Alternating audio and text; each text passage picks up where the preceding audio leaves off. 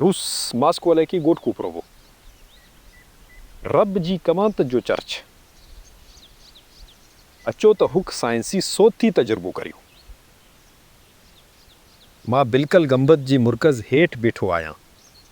गंबद जे मरकज़ खां एक ज़ंजीर अमूदी तौर ते लिटकियल आहे, उहो सधो सनोमो ॾांहुं आहे। मां आवाज़ ॾींस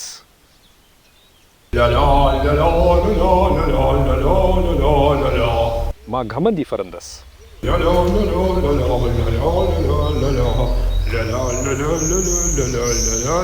मूं चर्च जी इमारत खे छॾे ॾिनो।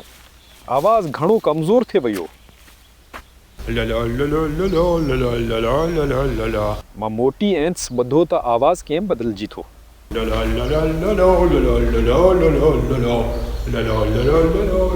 मां इमारत अंदरि वियसि ऐं आवाज़ वधीक मज़बूत थी वियो।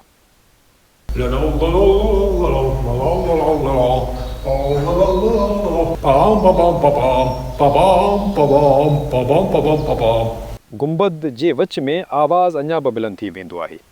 मां आम आवाज़ ते ॻाल्हाईंदो आहियां ऐं आवाज़ ताक़तवर तौर ते गूंजंदो आहे। चर्च जी इमारत हिकु सोती गूंज कंदड़ आहे। को बि काठा जो फ़र्श न आहे। ज़मीन नरम थी ते आवाज़ खे जज़वी तौर उती हिकु हमवार फ़र्श हो। फ़र्श सोती गूंज खे वधायो। दरिया जे खलेलनि को बि शीशो न आहे ऐं दरवाज़नि जे खलेलनि में के बि दरवाज़ा न। आवाज़ जे लहर अकेलाई में ख़ाली थी वञे थी। तसवर करियो त माज़ी में ही हिकु ताक़तवर गूंज हुई। हिकु ॿियो दिलचस्प नुक़्तो, मंदर जी गूंज घटि तादाद ते ठहियल आहे।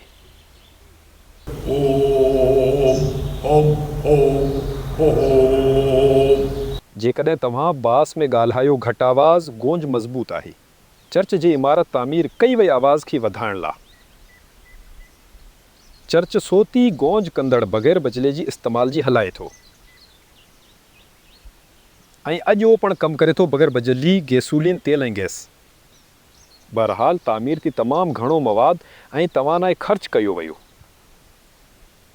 1000 टन खां वधीक सरूं इस्तेमालु कयूं वियूं सादी ऑडियो एम्पलीफायर ठाहिण लाइ।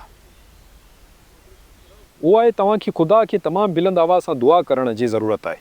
छा ग़ालिब ख़ुदा जेको सभु कुझु ॼाणे थो, सभु सच ॾिसे थो ऐं सभु कुझु ॿुधे थो, वाक़ई आवाज़ एम्पलीफायर्स जी ज़रूरत आहे।